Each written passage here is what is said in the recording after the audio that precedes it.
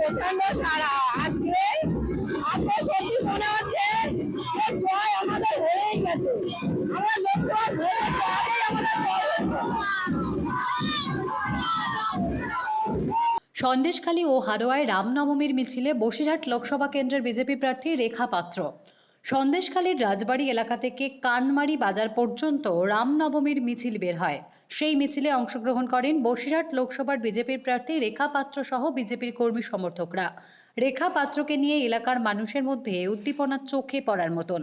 অন্যদিকে হারোয়া বিধানসভার অন্তর্গত গোপালপুর অঞ্চলে প্রধানমন্ত্রীর স্নেহধন্যা বিজেপি মনোনীত প্রার্থী শ্রীমতী রেখা পাত্র মহাশয়ের উপস্থিতিতে রামনবমী উপলক্ষে এক বিশাল বর্ণাঢ্য শোভাযাত্রার আয়োজন করা হয়। সেই শোভাযাত্রায় বহু মানুষের পা মেলাতে দেখা গেল। Bureau report D Bangla news.